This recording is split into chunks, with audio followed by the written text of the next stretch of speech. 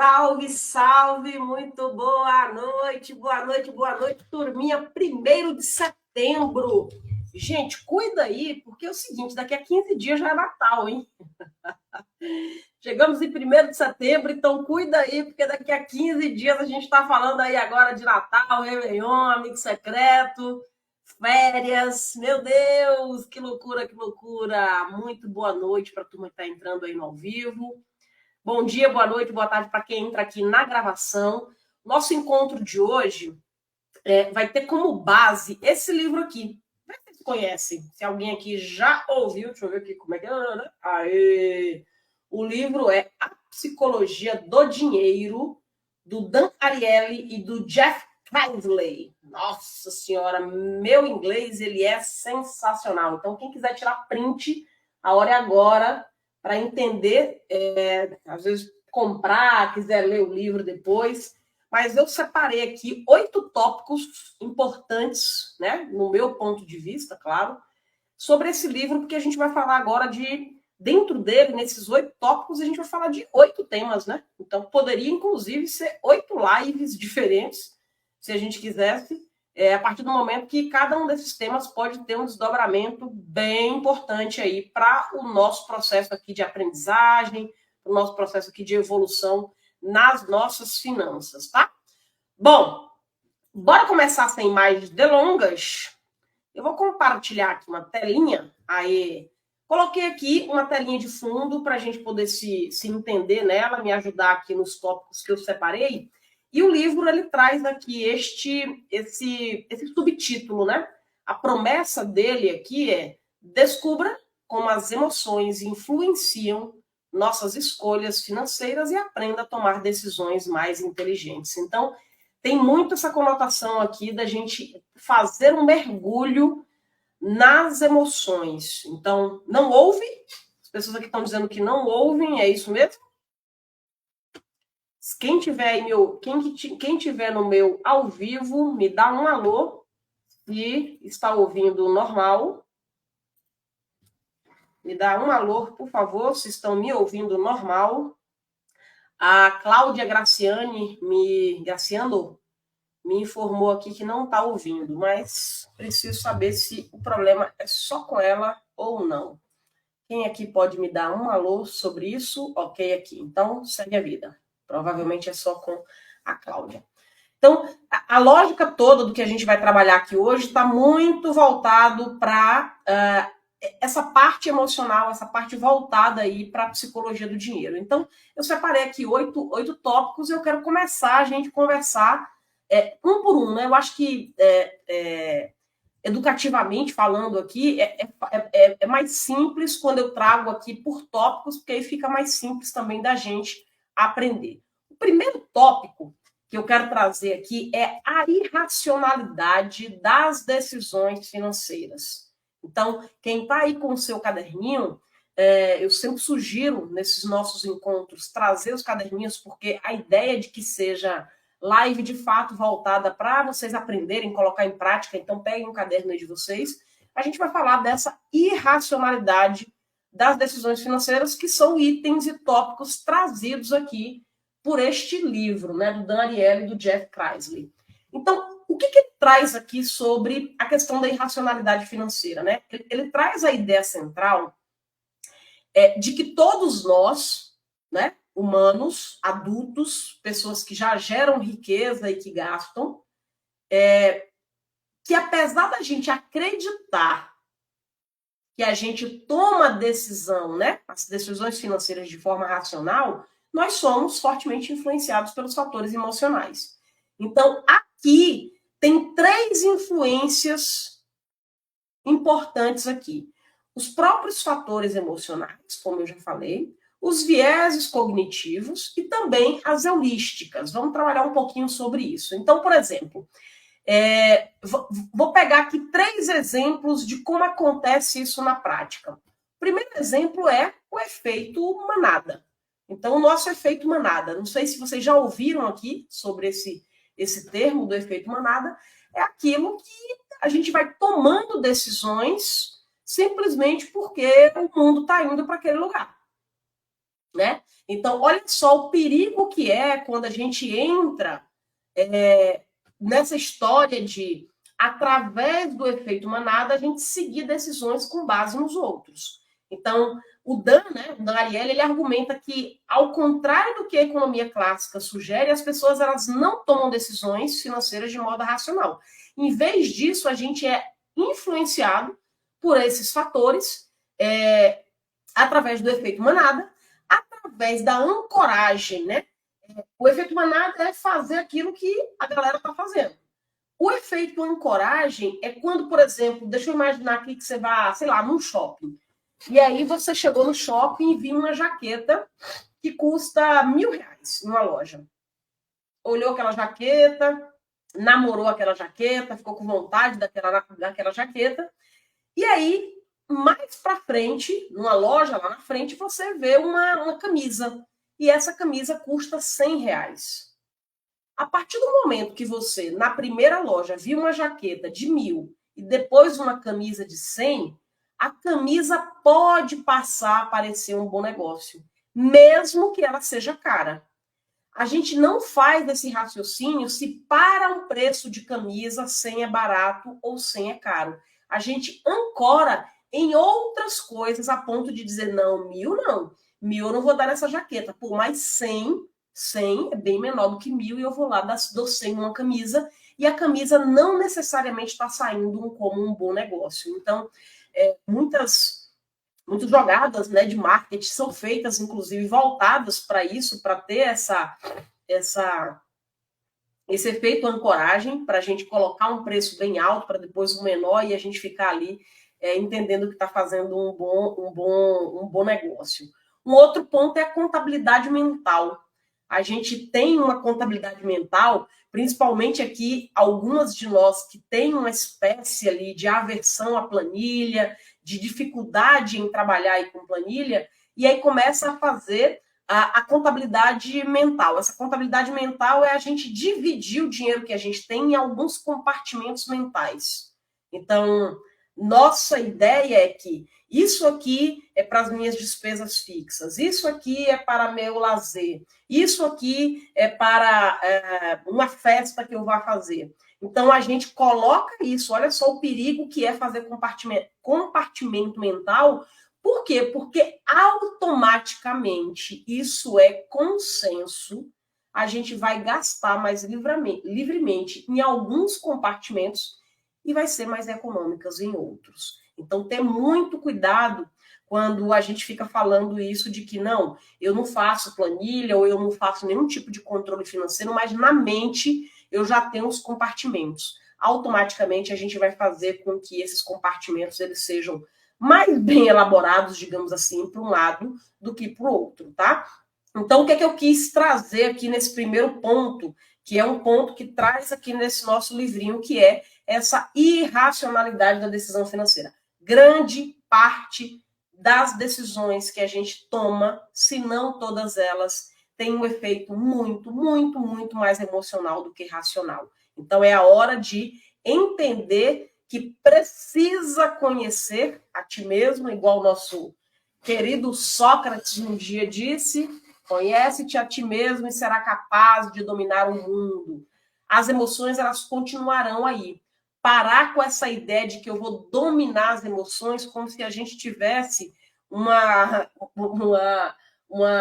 condição de frear algumas ou de ajustar outras. As emoções, elas acontecem, nós somos seres humanos. O que a gente precisa é entender como é que a gente reage diante de cada uma delas, tá? Então, esse é o primeiro ponto.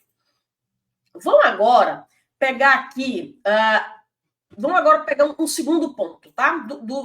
Dos 8 pontos aqui que eu peguei, que eu criei aqui para a gente discutir hoje, vamos discutir um pouco sobre a questão do papel.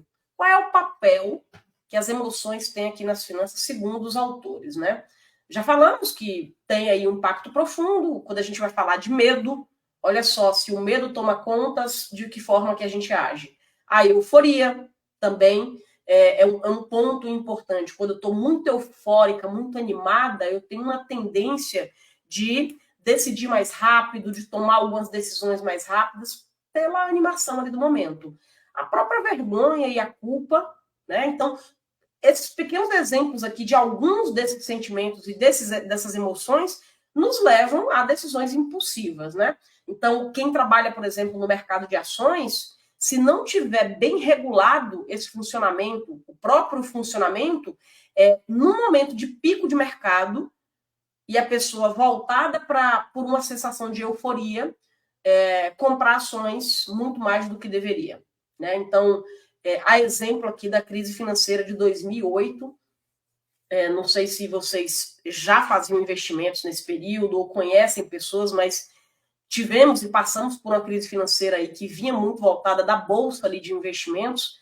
Então, muitas pessoas naquele momento venderam os seus investimentos a preços bem baixos por conta do pânico generalizado. Então, é o que a gente também falou do efeito manada. O efeito manada é se eu não conheço aquilo que eu estou colocando minha mão nos investimentos, nas compras, sobre brechós, sobre liquidações, sobre grandes oportunidades. Então, é ter cuidado com esse efeito manada, onde tudo parece muito maravilhoso, porque todo mundo está entrando. Então, isso não é muito diferente daquilo que vocês possivelmente já sabem, né? São coisas que eu não estou trazendo aqui grandes novidades. Esses dois primeiros pontos têm muito mais a ver com pontos que a gente já conhece, só que faz importante olhar para isso e entender como é que eu ajo em cada uma dessas condições. Por quê? Porque muitas vezes a gente está querendo buscar explicações muito elaboradas, muito cheias de teorias, e a gente não está trabalhando na base. E a base é dita aí, como é que você age no medo, como é que você age nas emoções. Terceiro ponto, colar ele aqui, a importância do autocontrole e da procrastinação. Bora entender isso aqui, tá? Então, atira a primeira pedra aqui em quem não lida diariamente com essa questão do autocontrole. Principalmente quando se trata de poupança, de investimento. Atira a primeira pedra aqui também quem não luta com o fantasma da procrastinação e essa procrastinação financeira. Então, essa procrastinação financeira onde a gente vai protelando o começo da nossa contribuição com a aposentadoria, a gente vai protelando o pagamento de uma dívida antecipada, porque a gente gostaria de fazer o pagamento antecipado e a gente vai deixando. Por quê? Por que existe essa questão da procrastinação financeira? Porque os benefícios do curto prazo, como, por exemplo, gastar o dinheiro agora, são muito mais atraentes do que os benefícios de longo prazo, como, por exemplo, começar lá a contribuição com a nossa aposentadoria. Racionalmente, isso vocês precisam entender, isso é muito comum aqui no meu universo quando eu recebo alunas. Essas alunas, quando entram aqui na mentoria, 9 de 10 fala para mim, eu preciso aqui me organizar financeiramente porque eu preciso cuidar dessa minha aposentadoria. Porque envelhecer no Brasil e no mundo é caro. Porque eu não quero ficar dependente de ninguém. Porque eu quero envelhecer com dignidade. Eu duvido que em nenhum momento da vida, pelo menos nesse último mês, vou pegar aqui só os últimos 30 dias, se você nos últimos 30 dias nenhuma vez não pensou sobre isso. Em dizer, cara, esse envelhecimento que cada vez, né, é mais caro. E eu vou falar de envelhecimento, eu não estou falando do envelhecimento de uma pessoa de 90 anos que precisa de cuidados e está numa casa de repouso. Isso pode ser também, tá? Mas eu estou falando do envelhecimento, inclusive, da própria mulher de 40. O envelhecimento, a gente pode falar de uma criança de 12. Todo dia a gente envelhece. Esta mulher de 40, que vive um mundo muito diferente do que a mãe dela quando tinha 40, ela está preocupada com uma alimentação que, para você cuidar dessa alimentação com qualidade, ela é cara. Esta mulher está preocupada em cuidar da saúde do corpo através de exercícios físicos, e isso é caro. Essa mulher, ela tem hoje acesso, que bom, a vários profissionais que podem ajudar de várias formas a tratar questões aí do corpo, da saúde, da mente, mas isso custa dinheiro. Então, olha só ao teu redor, não precisa nem muito longe, dizer, meu Deus, se eu tiver que tomar todos os suplementos que me mandam, fazer os exercícios, as yogas, as meditações, caminhar, fazer corrida, montanhismo, ter uma bicicleta, curtir um beach tênis no final de semana, né, André? André gosta muito de curtir um beach tênis no final de semana, então tudo isso é caro. Tudo isso é caro. Então, não precisa muito longe, com 90 e poucos anos, que eu imagino que ainda está longe para a maioria de nós, pensar naquela mulher de 90 anos. O que essa mulher hoje de 40 anos já sofre no sentido de ser financeiramente desafiante manter esse cuidado com a beleza, com a velhice, e ele é cada vez mais caro. Se isso já está claro para cada uma de nós, o quanto que isso é caro, essa aluna que chega até mim, ela fala, eu preciso entrar no processo de organização financeira. Por quê? Porque hoje já está caro, amanhã vai ser mais caro ainda, porque a tendência é que eu vá precisando cada vez mais. E por que a gente protela tanto? A gente já sabe que isso é importante, ninguém aqui precisa convencer da importância disso. Mas por que a gente protela tanto? A gente deixa para o próximo final de semana, porque nesse final de semana vai ter uma festa, vai ter um presente que precisa comprar, vai ter uma roupa nova que precisa comprar para poder estar ok ali no meio daquela galera que você vai naquele restaurante novo e etc. Então, assim, a gente olha para o curto prazo e a dificuldade de fazer as escolhas e renúncias, porque o curto prazo eu já estou vivendo hoje. O outro é só uma possibilidade. Então, aonde a gente começa a ficar brincando com limites. Essa brincadeira com limites, ela é importante, ela é preocupante. É essa história. Então, por exemplo, o Dan Ariely, ele usa, o autor, né, do livro, ele usa o exemplo dos prêmios de loteria. Então, muita gente compra bilhete de loteria porque o prazer imediato de sonhar com a vitória é mais atraente do que o tédio de economizar pequenas quantias ao longo do tempo. Gente, olha que loucura é isso aqui. Isso aqui eu quero copiar. Eu vou fazer isso aqui para colocar isso aqui lá no nosso, deixar um destaque nesta frase, porque de fato agora eu quero colocar essa frase aqui como destaque. Ó, colocar ela aqui. Muitas pessoas compram bilhetes de loteria porque o prazer imediato de sonhar com a vitória é mais atraente do que o tédio de economizar pequenas quantias ao longo do tempo. Quem se sentiu aí atacado por isso aqui? E aqui a gente pode pensar assim, amores, quando eu falo da loteria, não precisa ser necessariamente a loteria. Pode ser que você tenha, eu gosto de falar aqui que você tenha outra cachaça. Cada um tem sua cachaça. Então, nisso de você ter a sua cachaça, como é que você age diante daquilo que está tão lá na frente e não toma conta daquilo que está hoje? Então, como é que você age diante dessa dificuldade aqui de olhar para esse tédio? Eu não sei se eu consigo diminuir isso aqui. Vou ver. Isso. Para vocês copiarem aqui a frase, ó. Bom, acho que essa é uma frase bacana aqui para a gente copiar e deixar isso como um ponto de análise. Até que ponto, mesmo que eu não jogue na loteria, eu estou voltada para cuidar daquilo que está no meu futuro e não aquilo que está somente na possibilidade do meu sonho. Tá? Alguém se identifica com isso aqui? Que não seja com a loteria, pode ser qualquer outra coisa. Quantas pessoas aqui já me falaram, inclusive, sobre isso? Olha, a quantidade de sapatos eu tenho até vergonha. Eu já abri meus armários de sapato e eu sei, aquele modelo, naquele dia, o que eu estava sentindo para ter comprado ele. O quanto que aquilo foi emocional. O quanto de sapato eu tenho no armário não é proporcional ao quanto de dinheiro que eu guardo.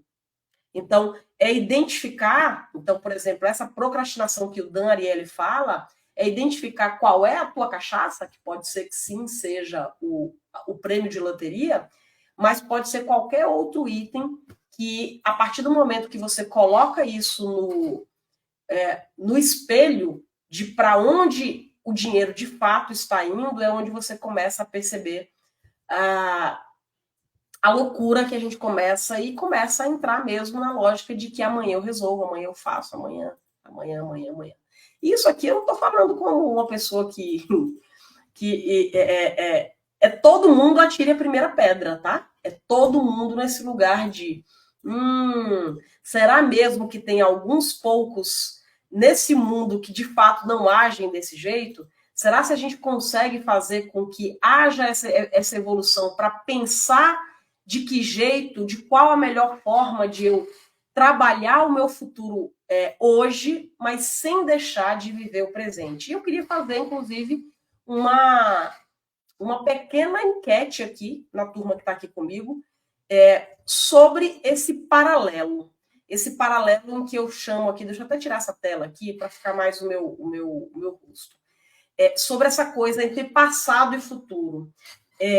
Há uma briga interna muito grande em todas nós, né? Porque há sempre aquela sensação de que se eu estiver cuidando desse futuro, aquela energia e aquele dinheiro que eu estou colocando para o futuro, eu poderia estar vivendo melhor no presente. Então, eu prefiro viver o meu presente. Há um outro lado que também olha para aquele ponto de dizer, se eu não colocar para o futuro, e aí ela coloca de uma forma grandiosa nesse futuro, porque eu tenho medo do que o futuro me reserva, essa pessoa também está mais vazia no presente.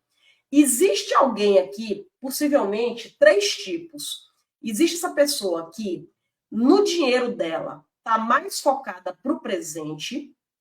Então, vamos lá, anota aí. A pessoa que está mais focada para o presente, ela vive muito mais no hoje.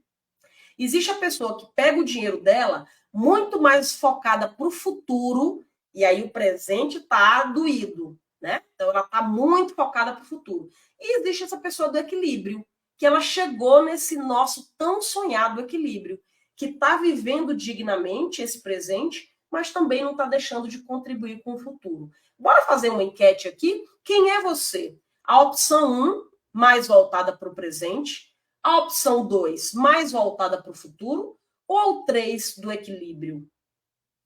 Conta aqui para mim. Vamos ver aqui da turma que está no ao vivo, quem mais, né? Qual é o grupo maior? Eu imagino aqui qual seja. Normalmente, um desses grupos sempre ganha.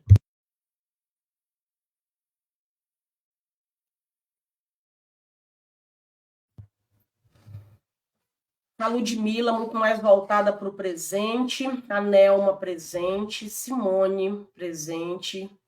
Baby, presente. De Lourdes.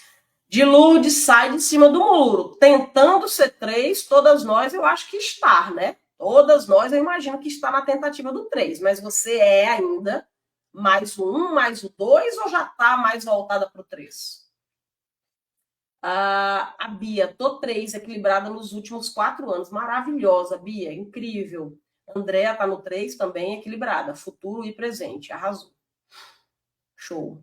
Então, vocês percebem aqui, ó, que de quem respondeu, ninguém, né, pelo menos das que responderam aqui, tá com esse olhar voltado para o futuro.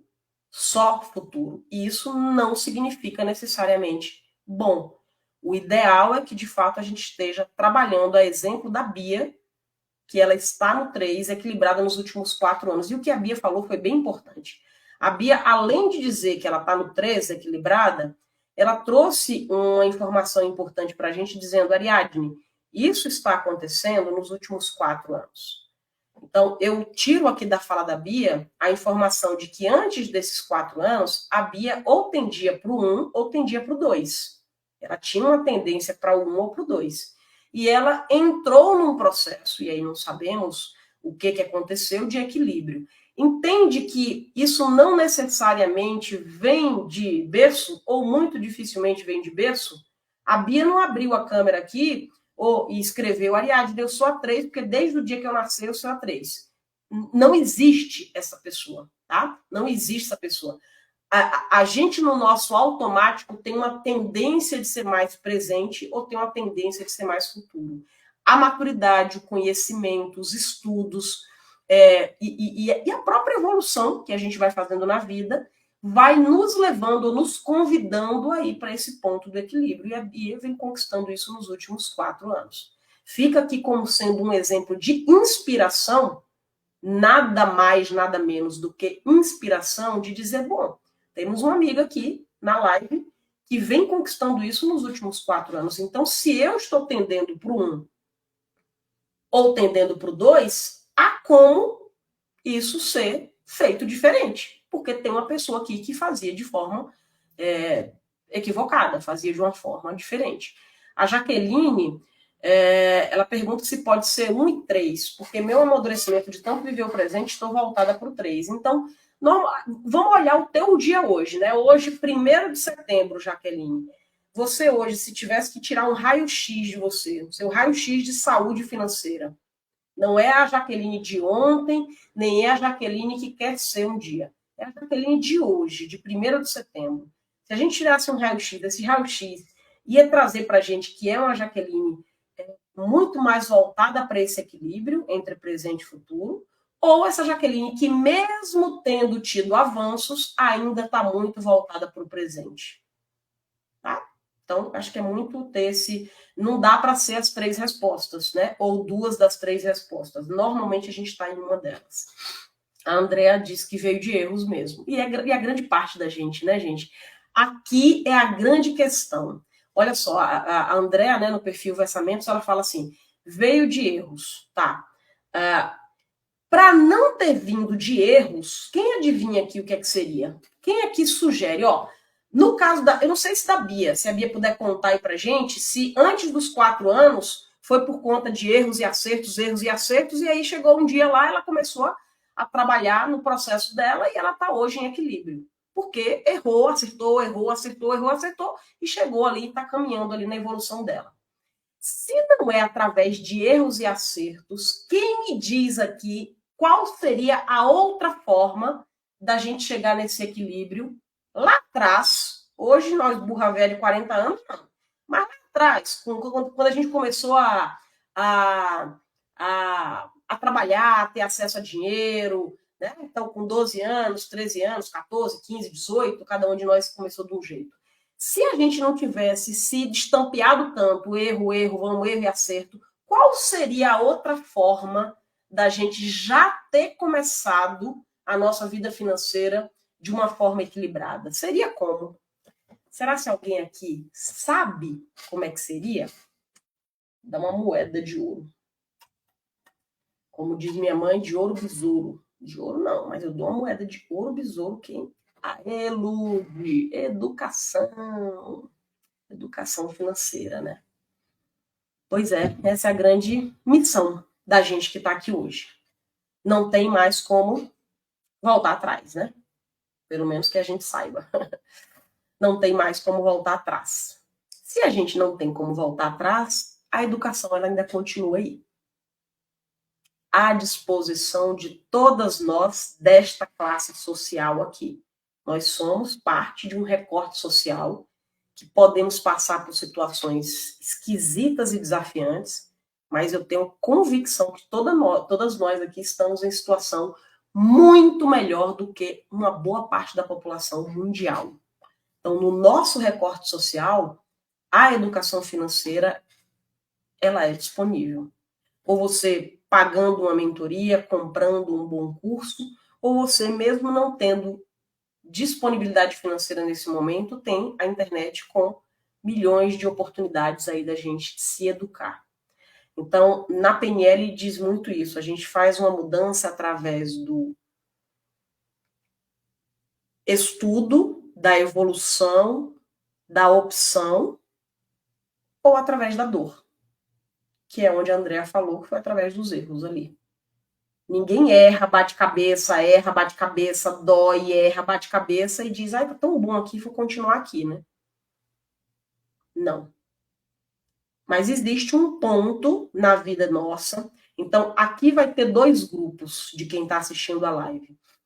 vai ter também um grupo daquela pessoa que, de fato, errou, erra e errará, porque faz parte, e que chegou aos 40 anos, 50 anos, 60 anos e disse: eu quero agora essa tal educação financeira, deixa eu ver como é que eu aprendo. E eu estou agora numa situação muito complicada financeiramente, a dor bateu, eu preciso resolver. A dor bateu e agora eu preciso resolver. Tem uma galera aqui da live que tá nesse lugar, que faz parte desse time. A dor bateu e eu preciso resolver. Tem uma outra galera que, neste momento, 1º de setembro, a dor não bateu. Já bateu um dia, já resolveu, baterá novamente, mas hoje não.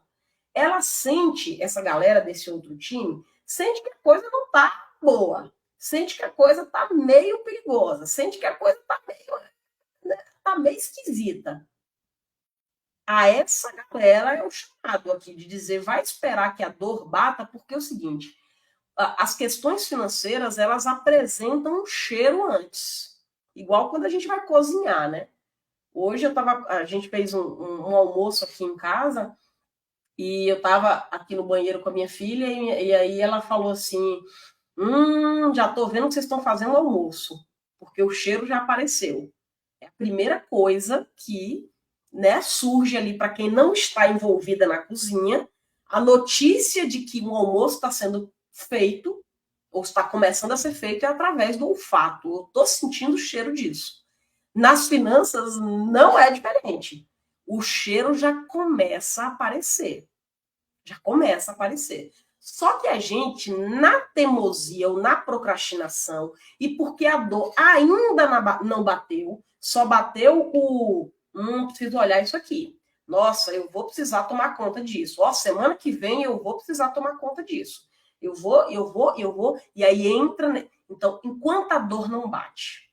Então, tem muito cuidado. Quem a dor já bateu, está aqui, estamos junto, amiga, vamos embora, vamos arranjar aqui, porque há como ser resolvido. Mas quem não, toma cuidado, porque os cheiros, né, já estão aparecendo muito possivelmente aí à tua volta e não tomar conta disso, o processo é pior depois, né? A Bia conta pra gente que já errou muito, aí cuidando de um tio idoso que vivia o presente e passou aperto, viu a necessidade de se equilibrar. Quando a gente vê no outro, né? E nesse outro não é o outro da televisão, não. Porque a gente assiste filme de gente se ferrando, a gente assiste novela de gente se lascando, a gente ouve que o primo do tio, do amigo, do vizinho também se ferrou. Mas quando a gente está ali muito próximo de alguém que está passando um aperto financeiro e que você está tão próximo dessa pessoa, além de uma ligação afetiva, há uma ligação de acompanhar a rotina de como é que essa pessoa ali está se virando, há um aprendizado para quem está do lado. Então, agradecer a Papai do Céu, Bia, a oportunidade, não pelo que o tio, mas às vezes de estar ali perto daquilo e conseguir enxergar que poderia coisas serem melhoradas, né? Então, acho que é um pouco por aí também. Então, bom, voltando aqui, aí vamos para o quarto ponto, que são as normas sociais e a pressão social. Quem é que não vive uma pressão social onde diga, cara, e agora? Como é que faz? Como é que faz para eu não estar no meio da galera? Como é que não faz para eu não estar no meio daquilo que é a moda, né? Então, o Dan traz isso de uma forma muito muito clara.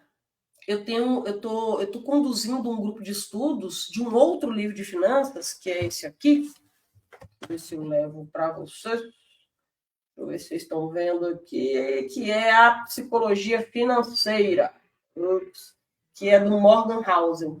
E a gente estava falando sobre esse efeito mesmo do poder social. Começamos a elaborar algumas possibilidades do que acontece na nossa cabeça quando a gente convive com determinadas normas sociais e vem essa pressão social, como é que a gente responde isso? Então, o que sabemos é que elas influenciam significativamente os nossos comportamentos financeiros. Ponto.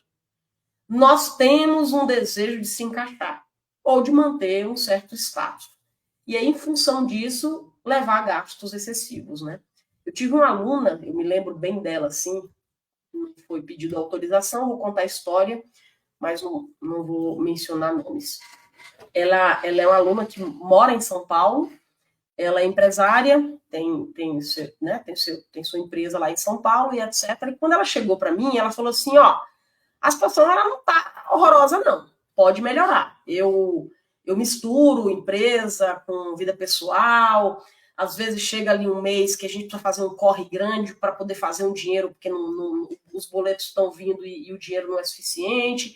Me ajuda aí com a parte da organização. Aí eu digo, beleza, vamos, né? Só que eu perguntei assim, ô aluna, mas depois de passar essa fase de desorganização, que era aquilo que estava mais desesperador, o que tu quer da vida? Né? Você quer dinheiro para viver que tipo de vida? E ela parou assim e disse, rapaz, que pergunta danada, né? Porque a gente fica tão voltada ali para o que a gente quer resolver de forma imediata que, cara, não pensei nisso não. Foi para casa, né, fechamos ali a sessão. Quando voltou na próxima semana, ela falou, já sei. Fiquei com aquela sua pergunta a semana inteira, eu já sei o que é que eu quero. Passada essa fase de desorganização, o que eu mais quero é ter a possibilidade de fazer viagens. Eu participo de um grupo de amigos e a gente, né, sempre sai para sexta-tarde, sexta-noite, sábado para algum almoço, para não sei o quê.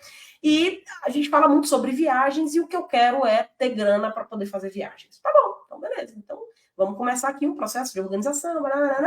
Por quê? Porque na vida você quer isso aí. É isso, tá. Aí começando, trabalhando, e passa a semana. Um dia essa aluna volta e fala, e ela abre a câmera assim, né? Foi um atendimento online, e ela abre a câmera chorando. Aí eu disse, o que foi, né? Aconteceu alguma coisa? Ela falou assim, passei um final de semana do cão. Por quê? O que aconteceu? A gente foi para uma festa, eu e meu marido, com aquele mesmo grupo que a gente sempre sai, e estava todo mundo muito bem vestido, porque era para um restaurante caro, não sei o quê, papapá. E eu fui, estava animada, estava, né, normal e tal. E aí acaba ficando as panelinhas, né? Porque eram casais, sempre casais. E aí começou a ficar uma panelinha das mulheres e uma panelinha dos homens, e aquilo ali foi uma noite toda de comes e bebes e papapá. E aí aquelas mulheres começaram a falar, porque uma foi para Amsterdã, e a outra vai ter uma viagem agora para a Europa, e a outra, quando foi para a Tunísia, e a outra que está programando não sei o quê, papapá. E aí, naquela noite, ela se deu conta que ela não quer, não, participar disso. Que ela nunca quis. Que ela, até aquele presente momento, eu me lembro da frase dela, ela falou assim, Ariadne, eu tenho 56 anos de idade. E eu sempre achei que eu gostava de fazer parte daquele grupo, com aquelas conversas, e que eu queria meu dinheiro para poder fazer parte daquelas viagens. Mas não é isso que eu quero. E eu voltei para casa tão chateada comigo, olha só como é que ela dá o significado, né? Eu voltei muito chateada porque tá pesando eu não ter descoberto isso antes. Eu agora tô achando um saco aquele pessoal que fica parecendo que é campeonato de quem viajou mais, de quem está se amostrando mais. Não é sobre isso. Eu falei para meu marido que no fundo, a gente não tem amigo de verdade. Gente, mexer com dinheiro leva a gente a pensar coisas e a descobrir coisas que a gente não tem noção do que é que está do outro lado da porta. A nossa amiga lá, de 56 anos, entrou para aprender sobre organização financeira e descobriu que não tinha amigos e que não tinha tanta vontade assim de fazer essas viagens que toda a galera dela dizia que era para fazer. Ela só queria se sentir parte. Ela disse, eu comecei a entender que se eu não viajava, eu não tinha assunto. Eu ficava como sendo aquela pessoa na rodinha que nunca ia para nada, que não tinha assunto, que não falava, que ficava lá só observando os outros. E aí é todo um processo, que aí vem um processo terapêutico junto com isso, etc. Né? Então, o que eu quero dizer para vocês é que, em tese, na teoria, a teoria ela é massa, assim, a gente é muito boa de teoria, né? Na teoria, a gente olha para o nosso espelho e diz assim, eu sei o que eu quero, eu sei que existe convenção social, eu sei que existem normas sociais e uma pressão social, mas eu já estou, né? Já estou andada na vida para não cair nisso e etc. E a gente cai a partir do momento que a gente começa a trabalhar o significado daquilo que a gente está colocando no nosso suor. A coisa da desorganização financeira era tão violenta na cabeça dela que ela só conseguia enxergar o que estava ali. Quando a gente foi fazer estímulos para enxergar após aquilo, e aí após aquilo significa o que é que sobrou de mim. Uma vez que a fada madrinha, sei lá, chegou aqui e diz, opa, organizada financeiramente você está, era isso que você queria. E agora? Sobra o que de você? Sobra o que de você a partir do momento em que, se você disser que é 100 mil que resolve sua vida, e esse 100 mil chega na tua mão hoje, você resolve a sua vida, quem é você após tua vida estar resolvida? As dívidas terem sido pagas? Quem é você na primeira ida no shopping após isso?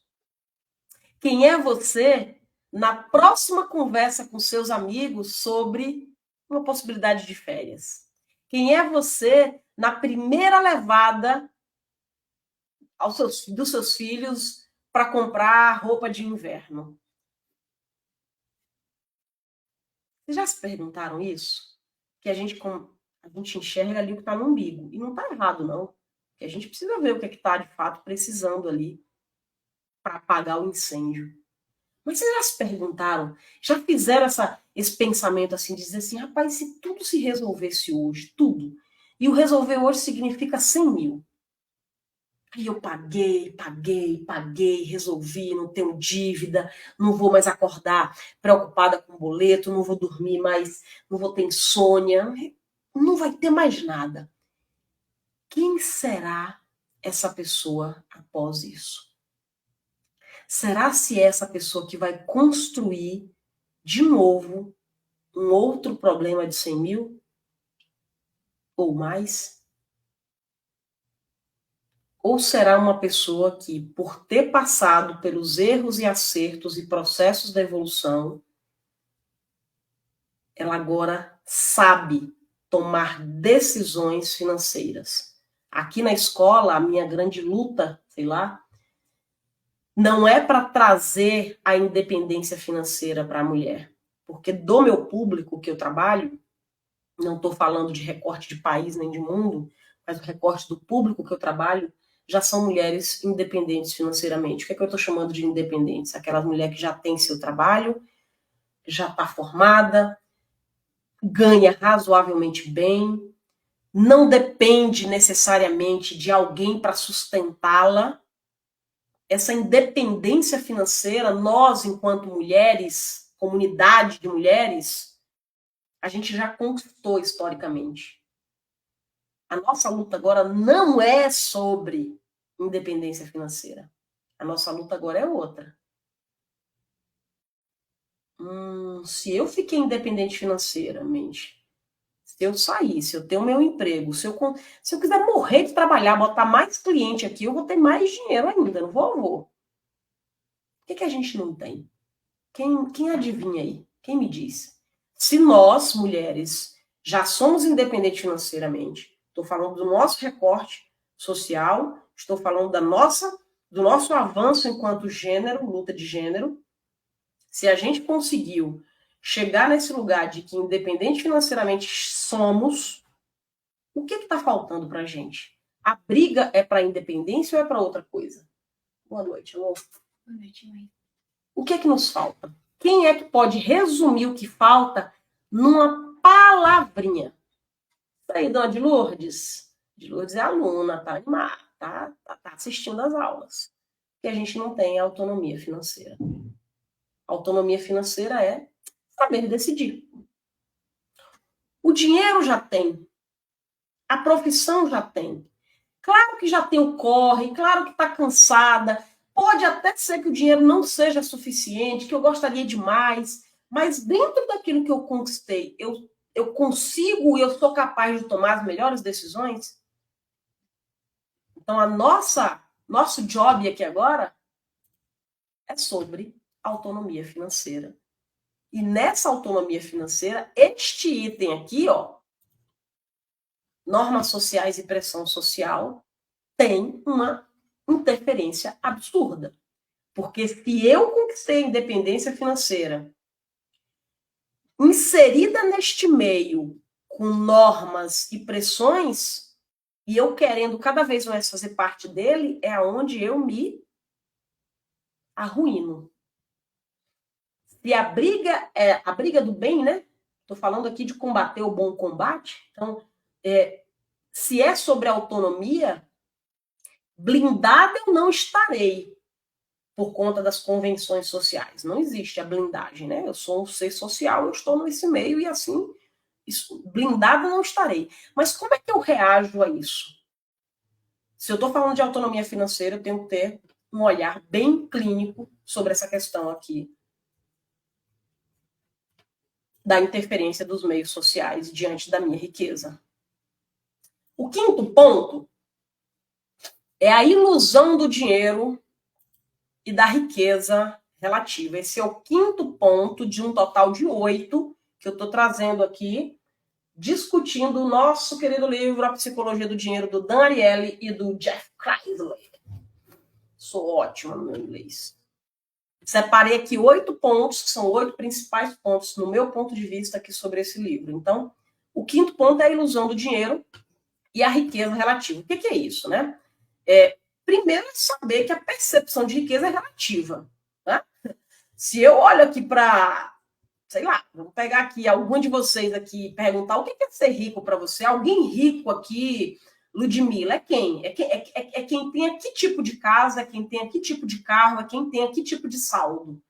É diferente, muito possivelmente, do da de Lourdes. Pode ser que de Lourdes diga, Ludmila, eu acho que uma pessoa que tem 1 milhão na conta aplicado é uma pessoa rica. Pode ser que a Ludmila diga, não, eu não acho que uma pessoa que tem 1 milhão na conta é rica. Eu acho que uma pessoa que a tem só até a partir de 10 milhões, ou tem uma casa nesse. Então, assim, a percepção, primeira coisa é o relativismo da percepção de riqueza. Então, o valor percebido de uma quantia de dinheiro pode mudar dependendo de como ele é apresentado ou comparado. Inclusive, de mim para mim mesma em diferentes momentos da minha vida. Então, isso pode levar a comportamentos completamente irracionais, como, por exemplo, fazer a gente gastar alguns bônus inesperados. Eu não esperava receber aquele bônus e eu vou lá, faço o gasto dele em vez de investir. Né? Então, vou dar um exemplo aqui. Né? Vamos imaginar que alguém recebe um bônus de 10 mil reais. Né? E essa pessoa aqui, ela pode gastar mais livremente do que se tivesse economizado a mesma quantia ao longo de vários anos, mesmo que o valor absoluto seja o mesmo. Então, bora pegar esse exemplo? Esse exemplo, para mim, eu acho ótimo, muito bom. Então, eu recebi agora 10 mil reais. Não esperava essa grana. 10 mil reais entrou no meu colo aqui agora, eu digo, beleza. Eu vou lá e gasto ele livremente com uma facilidade maior do que os mesmos 10 mil que está guardado numa aplicação financeira que eu venho há meses, há vários anos juntando. Eu tenho 4 anos, 5 anos, 10 anos juntando dinheirinho por dinheirinho e formei 10 mil. Eu pegaria esses mesmos 10 mil que nos últimos 5 anos eu estou juntando e gastaria com a mesma destreza e facilidade do que os 10 mil que eu recebi por conta de um bônus inesperado? Não. Então, esse exemplo é um exemplo para a gente entender que essa riqueza ela é relativa, dependendo do contexto. Então, essa ilusão do dinheiro em termos de acreditar que aquilo naquele momento é suficiente, mas o que tem aqui de, por exemplo, esforço por trás disso?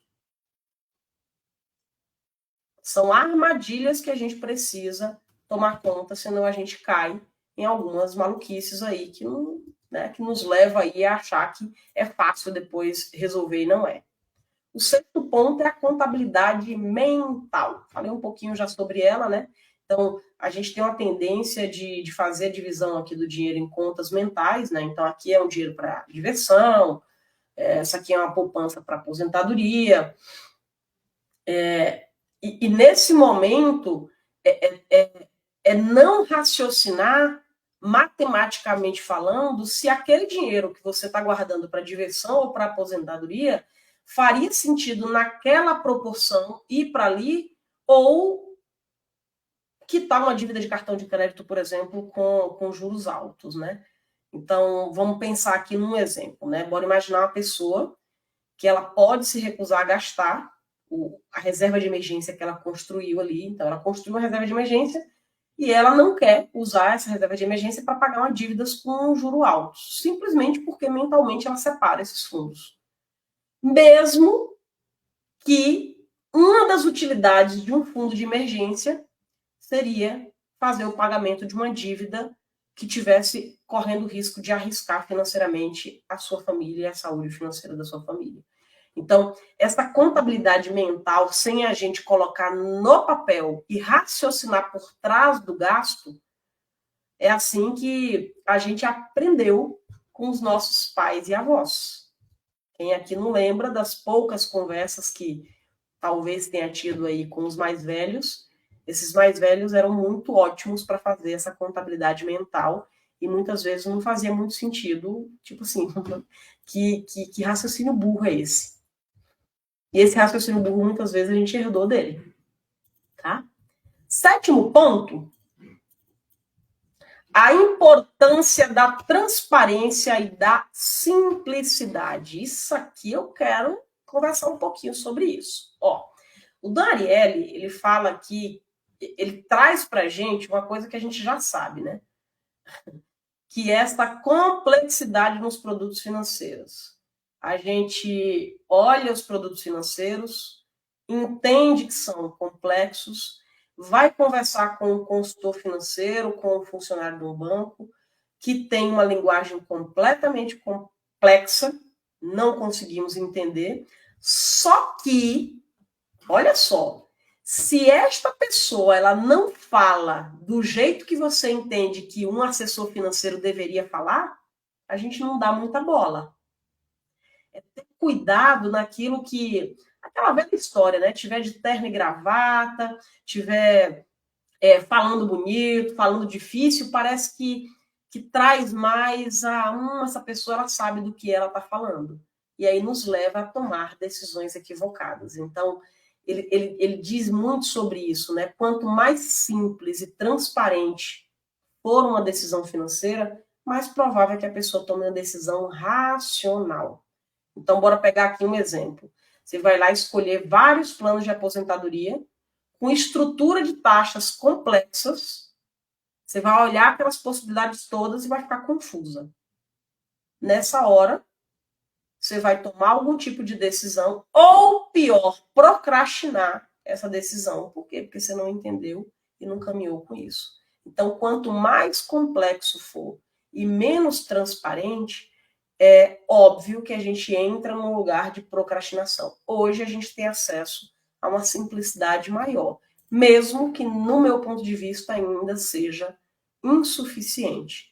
Então, aqui é um ponto que eu quis trazer do livro para cuidado com aquilo que não está tão transparente e com aquilo que mostra-se propositadamente complexo para poder soar como sendo algo, né? E ali você entender que aquilo ali é mercado financeiro, é assim mesmo, tem que falar difícil, etc. Então, é ter cuidado. E nem por isso, porque a Ariadne falou aqui que tem que ser transparente e simples, que você vai ser um pé no saco da pessoa. Porque a gente tem uma facilidade de ir para os outros extremos que é absurda. Tem aluno aqui que vai dizer, não, agora é para ser transparente e simples, e ela enche o saco do coitado do assessor, do funcionário do banco. Gente, do mesmo jeito que a gente está querendo do outro transparência e simplicidade, que a gente seja isso também para o outro. É aquela velha história, assim, eu como gerente de banco já peguei casos de pessoas que... Era a situação assim, às vezes eu ficava bastante irritada, porque eu estava com muito trabalho para fazer, mas, enfim, aparecem essas figuras, né? A pessoa ia abrir uma conta poupança. Então, ela ia lá, vou abrir a conta poupança, papapá. e aí pega documento, tira xerox do documento, antes, naquela época não era digitalizado, então xerox do documento, aí você vai digitar, digita aquele monte de coisa para depois sair aquele monte de papel, né, porque já era automatizado lá pelo banco e etc. Bom, uma coisa é, aquilo que você assina, você não tem que ler? A gente sabe isso, né? Aquilo que eu assino, eu preciso ler. E tem gente ali, nesse meu exemplo recortado aqui, que pegava ferro e fogo, pegava as 282 páginas de um contrato de abertura de uma conta poupança, com aquelas cláusulas gerais, onde ficava dizendo lá que estava registrado lá no Banco Central, com base naquilo, e lia cláusula por cláusula e perguntava coisa por coisa. Então, existe um bom senso que a gente precisaria. Você está dizendo que não é para ler o contrato? Não.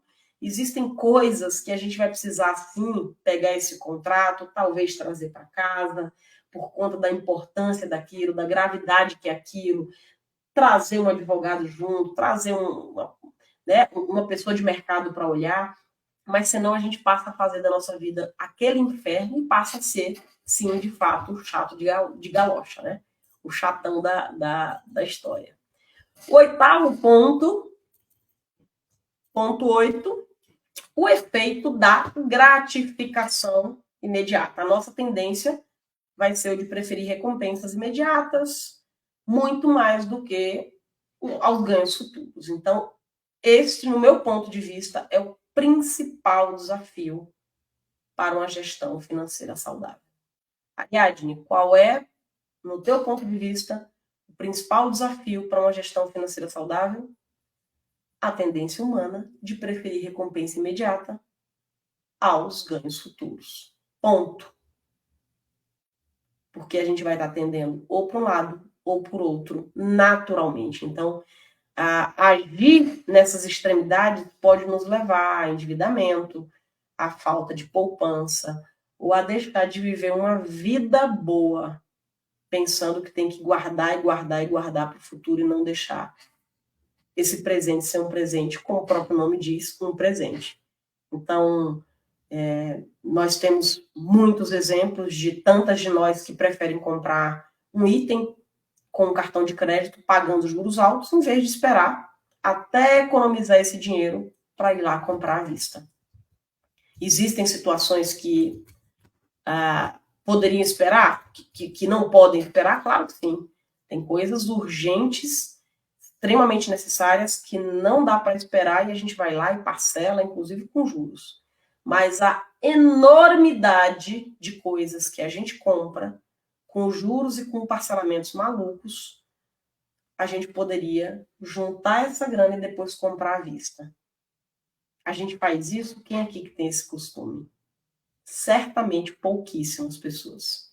Certamente pouquíssimas. Certamente nós somos grande parte do time que vai lá, parcela e depois vamos ver. Eu tenho uma renda, eu vou dar um jeito. Se eu tenho uma renda, eu vou dar um jeito. E aqui eu não estou nem falando no sentido de ser irresponsável, de um dia sair comprar um carro, outro dia comprar uma bolsa de 500 mil. Não estou falando do lugar da irresponsabilidade, eu estou falando do corre da vida mesmo. Tá precisando comprar roupa aqui para criança. Eu não pensei nisso antes. Eu só vou comprar roupa no dia que precisa comprar roupa e eu entubo aquilo tudo no cartão de crédito e eu me endivido cada vez mais. É uma chavinha que precisa virar e a gente ainda não fez isso. Por quê? Porque mesmo a gente sabendo o que precisa fazer, a gente vai deixando para fazer isso no final de semana que vem, na outra segunda-feira. Porque agora eu tenho 1000 e outras coisas para fazer. Ou até o dia em que o tio adoece e a gente precisa estar ali muito próximo do tio e perceber que os erros do tio levaram ele para uma condição ali de velhice e de dificuldade que a gente não quer viver parecido. Então, que a gente não deixe chegar a isso nesse lugar. Se você está vivendo uma situação financeira mais desafiante, em termos de necessitar mesmo, Ariadne, por uma situação extremamente desafiante, eu preciso mexer com esse processo de organização financeira, de planejamento financeiro, porque o negócio já bateu aqui na porta, é hora de agir. Tem aqui a mentoria que eu atendo, existem outros bons profissionais no mercado que também atendem. Não bateu na porta, não deixa chegar isso. Tá? Educação financeira não é um curso. Vou lá, compro um curso de educação financeira e aí vivo um final de semana e volto para casa educada financeiramente. Essa é uma trajetória. A gente está falando de uma jornada. Então, se já está aqui assistindo isso, possivelmente esse é um assunto que já é de interesse. Não deixa isso para quando lá na frente se revelar de uma forma mais desafiante, né? A gente não precisa passar por isso. Então, aqui finalizo o nosso encontro desse domingo. Mais uma vez foi um grande prazer estar aqui com cada um de vocês. A gente começa o nosso mês de setembro agora, pé direito. Vamos aí, vou falar no grupo do WhatsApp, nós temos um grupo de WhatsApp, boa parte de vocês está lá comigo no grupo de WhatsApp, que é um grupo de WhatsApp fechado para interação, então não tem muita conversa, é muito mais mensagem minha, do meu time. E lá no grupo de WhatsApp a gente define juntas os temas para o próximo mês. Então, nessa semana a gente vai estar aí colocando esse movimento para definirmos os temas para os próximos domingos aí do mês de setembro, tá? Então, uma boa semana para cada um de vocês, que o Papai do Céu proteja, e até logo mais. Beijo!